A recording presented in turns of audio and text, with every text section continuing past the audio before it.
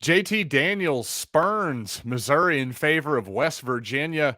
What does this mean for Brady Cook and the rest of the quarterback room and Missouri's outlook for 2022? Plus, Dennis Gates nabs another recruit. Yes, already another player in this cycle for the new Tiger basketball coach. We're going to talk about that young man, plus even more coming up right now on Locked On Mizzou. You are Locked On Mizzou, your daily podcast on the Missouri Tigers. Part of the Locked On Podcast Network, your team every day.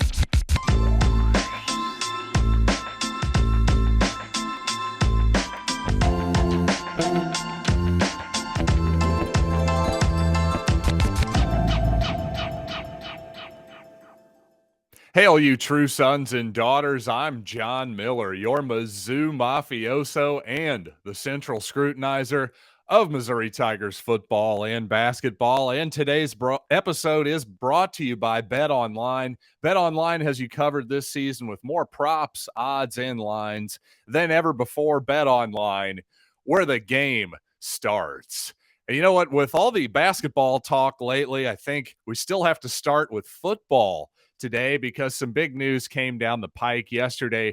JT Daniels, of course, the former Georgia quarterback we've spent a good amount of time talking with on the program. Well, he's taking his talents to Morgantown, West Virginia. He's going to be a Mountaineer, again, spurning your Missouri Tigers. And, well, to some people online, this is a really huge deal. We think, oh, no, what are we going to do at quarterback now? And to other people like me, well, we're less concerned about it because we believe in Brady Cook. Now, to be quite clear here, even though I'm a Brady Cook believer at this point, based on, to be really honest, a very limited sample size. The Army Armed Forces Bowl is just one game to go on, right? But I think a lot of people do tend to forget that JT Daniels hasn't had necessarily the largest sample size in the world either. Certainly plenty of room to question and nitpick his college career so far as well. But when you get down to it, to me, this is not a crushing blow. I can understand anybody out there, any Missouri fan who wanted Daniels on this roster and who is disappointed that it didn't happen. That isn't insane to me at all whatsoever. But I just don't think the gulf between what Daniels is, what Cook is, and what they can both potentially be on the Missouri roster next year, I just don't think it's as clear cut as some people think because, number one, these are very different players. As I've said before, one of my biggest concerns with Daniels is his lack of mobility. Even if we assume for the sake of discussion that Daniels, who's had a pretty extensive injury history so far in his young football career, well, even if we assume that he's healthy, I'm still worried about his lack of mobility. Once again, if you listen to my Peach Bowl breakdown, his game against Cincinnati from a couple years ago, I thought that was the best game from his Georgia career we could break down because, well, he was healthy during this moment and also a fair opponent for Georgia. So often Georgia is able to overwhelm their opponent, especially at the line of scrimmage, right? So after looking at that game and just watching it, how the Cincinnati Bearcats were just absolutely unafraid to blitz that Georgia quarterback, JT Daniels, over and over again in order to get pressure. And Daniels just, to me, didn't have a great answer most of the time. So despite the fact that also in that game, you could tell you give Daniels a clean pocket, and in many other games like the Missouri game, obviously from 2020, you give Daniels time to throw, he can look really, really good doing it, especially with those awfully good Georgia receivers that he has, including George Pickens from that 2020 season. But you know what? If you really think about it, though, how many clean pockets in the SEC compared to Georgia versus Missouri is Daniels going to get? So to me, you're going to want a little bit, at least ideally, a different type of quarterback, and that's Brady Cook. He's definitely better on the move. He can extend the play in the pocket. He can make a blitzer miss. I promise you that. We saw him run for a 30-yard touchdown in the Armed Forces Bowl. And regardless of, obviously you can nitpick, well, Army doesn't have the best defense in the world. That's probably a fair point. I'm not going to argue with you there. But regardless of who anybody JT Daniels has played, he hasn't broken off that kind of run in his entire career. He's just not that type of player. So to me, regardless, even if you're Missouri, you notice what the trend is these days. Even at Georgia, they felt like they needed Stetson Bennett, regardless of injury. It felt like Georgia at the end of the season, Daniels still got some reps during a meaningless game against, I believe it was Western Carolina. So that signaled to me that he was at least somewhat recovered from that oblique injury that he had been fighting in fall camp and early into the season. But I think Georgia realized, hey, we actually need this extra running attack with Stetson Bennett. And how many teams these days have just a pure in the pocket passer? Especially among the great teams, I really can't think of one lately. Even Joe Burrow can run it a little bit, right? From that great LSU title team from a couple years ago. I don't mean to say even Joe Burrow, like obviously he can't run or whatever. I'm just saying, tell me who the great team is in recent history that has had a quarterback that was totally immobile. I just can't think of it. So again, as a Missouri fan, if the Tigers had secured Daniels' services, I definitely could have talked myself into him because, as I'll say, during the 2020 campaign, he looked really impressive against teams that Georgia frankly outclassed. Against Cincinnati, the warts started to show up a little bit, in my opinion, when I went back and broke down that game in detail. But to me, if you really look at the transfer market now, Missouri has now kicked the tires, obviously, on JT Daniels, had him in for a visit. He ends up at West Virginia. By the way, that makes a lot of sense to me. If you're trying to maybe rehab a potential NFL career here in one season, why not go to the Big 12 and put up some big numbers? And I really don't even mean that in a snarky sense. Simply put, there's better pass defenses in the SEC versus the Big 12. You can fool some people maybe, again, with more clean pockets, more big numbers. Maybe that helps your prospects. But from Missouri's perspective, now that Daniels is off the board, now that Spencer Rattler has been off the board for some time now, he's off to South Carolina. Well, who else is out there? I've seen some people bandy former Florida quarterback Emory Jones, his name about, and I just don't see it with Emory Jones. Last season in Columbia, again, another guy who Missouri was just unafraid to blitz in Columbia last year. He just didn't have a lot of answers for pressure. And in passing situations, again, a lot more questions than answers for Emory Jones. I'd much rather go with Brady Cook than that young man, despite the fact that Jones was the much more ballyhooed recruit coming out of high school. Then there's LSU's Miles Brennan. He has yet to find a landing spot. Well, he threw for over 400 yards, you might remember, in a thrilling Missouri victory over LSU during the 2020 season. I could maybe see Miles Brennan. Possibly I could talk myself into him. He has some injury questions in his history as well. But other than that, I think at this point, I think you got to go with what's in the room. I think it's Brady Cook. I think it's Tyler Macon. I think it's Sam Horn when he shows up this fall. Listen, if you can get a veteran quarterback in there who's an obvious upgrade, I would take him. I'm not trying to coddle Brady Cook or anybody else in the Missouri quarterback room. But at this point, I just don't see who that person is. Correct me if I'm wrong. Hey, hit me up on Twitter, anywhere on social media, at Locked On Mizzou, if you have some quarterback names out there that maybe I'm not looking at. But right now, I think Brady Cook is looking like your likely starter.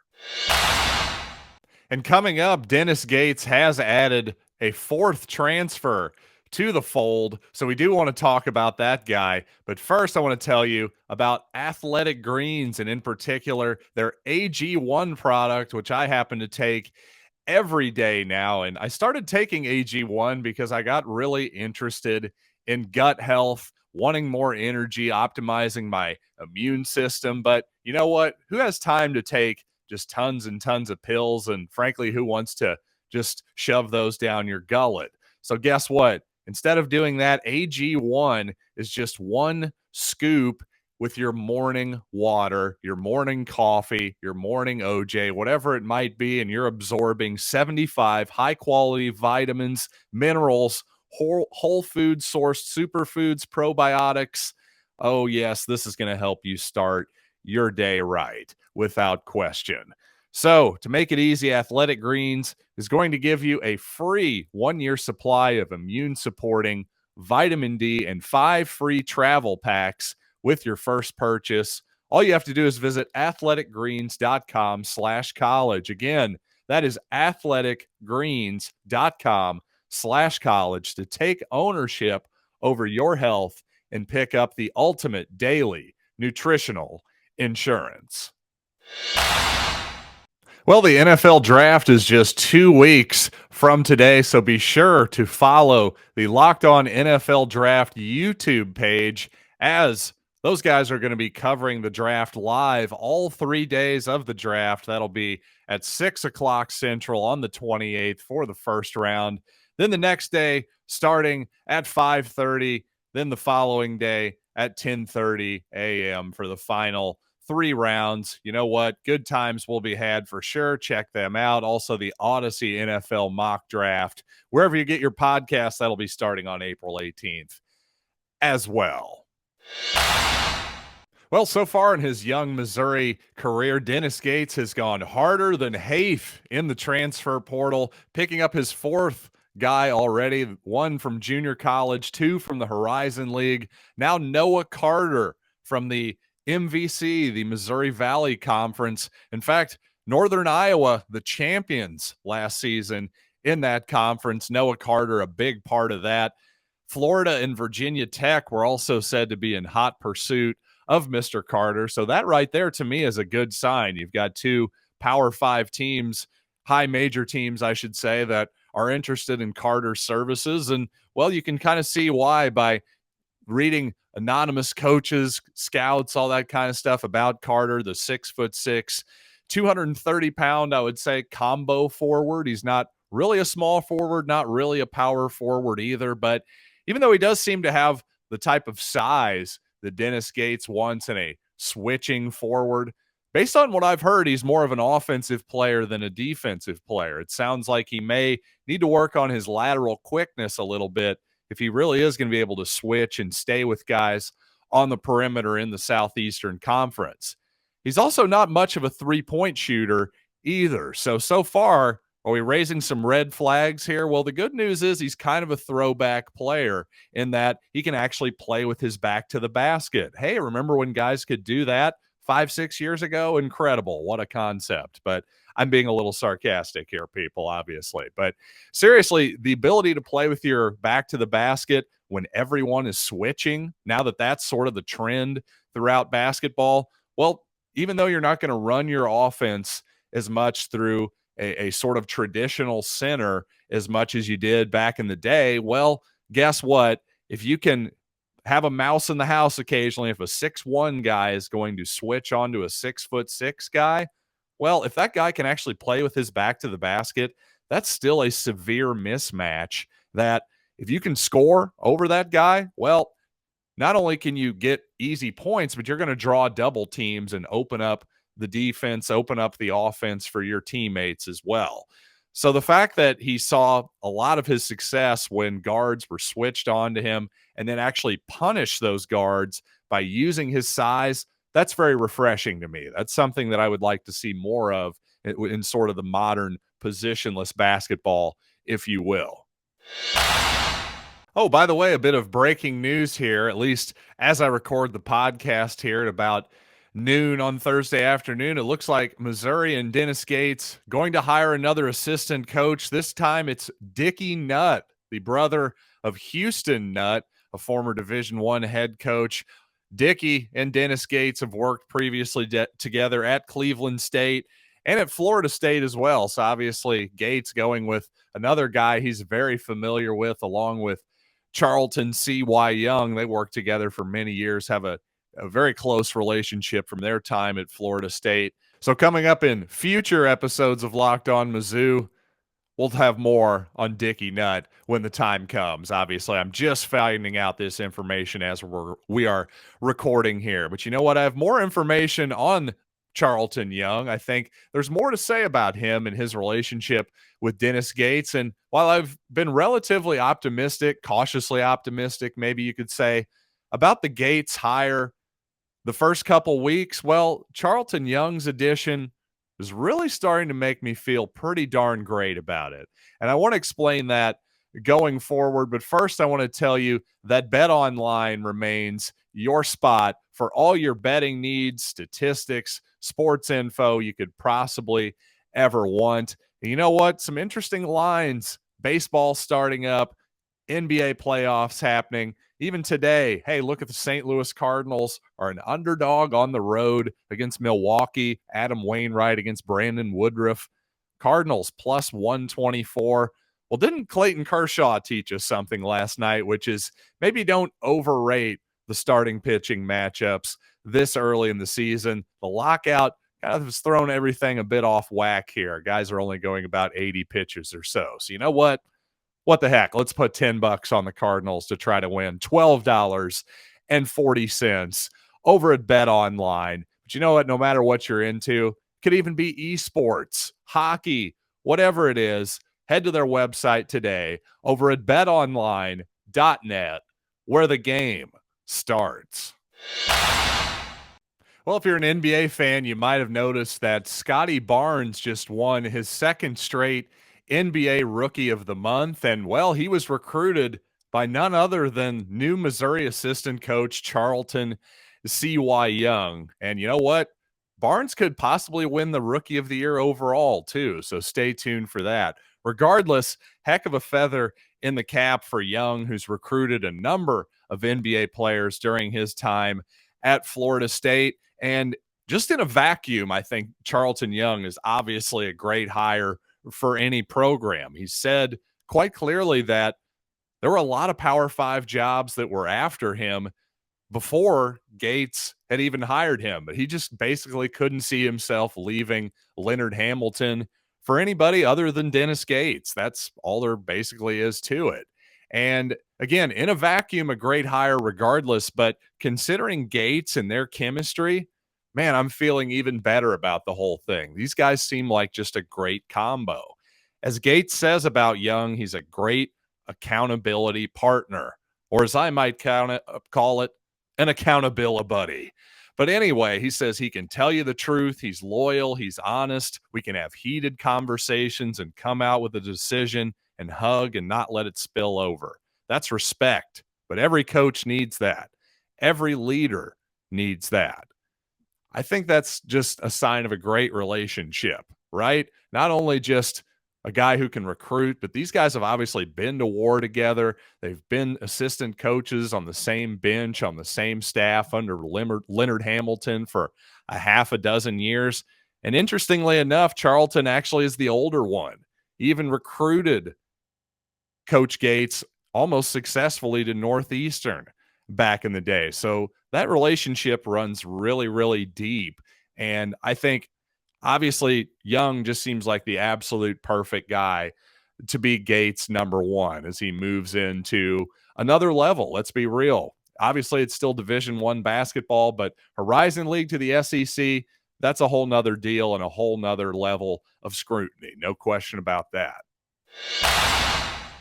Now, one quote that Coach Young had after he was first hired by Coach Gates that may raise some people's eyebrows at this moment is that he says that he prefers guys with 2 to 3 years left when it comes to the transfer portal. He says, quote, some programs have sold out to the portal. We'll use it, but we're still going to recruit high school players. Well, obviously 4 guys so far were 4 for 4 on transfers under the Gates era. No high school players whatsoever. But look at the calendar, folks. Where are we in the cycle? At this point, you're not going to be getting high school players, at least not for this upcoming season. If you want to reset your roster coming up, well, it's going to be it's going to be transfer portal players much more than it's going to be high school guys because, well, the best high school players have already long ago decided where they're going to be playing hoops coming this fall and winter. So there's really nothing to be concerned about there, nothing to say, aha, gotcha, Charlton Young, you're a hypocrite. Nothing like that whatsoever. And a couple of those guys, half of the guys are one-year players. Now, Noah Carter, who again we just nabbed him from Northern Iowa. He's got a couple years left, I do believe. Yes, he played 3 years at Northern Iowa, so he should have 2 years left, including that free COVID season. 2020 didn't count for anybody, so it shouldn't count for him either, as far as I can tell. And also, Muhammad Diarra should have at least 2 or 3 years of eligibility left as well. But you know what? I think at this point, just to get any type of promising talent for next season is fine. And again, kind of like in baseball, whether it's Zach Greinke or it's Albert Pujols, no matter how those guys perform this season, I don't think there's really anything. There's no such thing as a bad one-year contract. Just like I don't think you can really mess up too bad, especially on a first year for Dennis Gates. If he's just getting guys that he thinks he can sort of get some veteran guys in here and set the foundation, especially defensively, well, there's a lot of value there, I think, beyond maybe what you see even in the box score. And you know what? Hopefully I've provided you enough value today here on Locked On Mizzou to make it worth being your first listen every day. Now, once again, make your second listen Locked On the NFL Draft with Ryan Tracy and former NFL corner Eric Crocker. They're going to have even more guests on during their live coverage of the NFL Draft. Again, starting in 2 weeks at 6 o'clock Central. Again, 2 weeks on Thursday, the 28th. So, until next time, I am John Miller, and this has been Locked on Mizzou.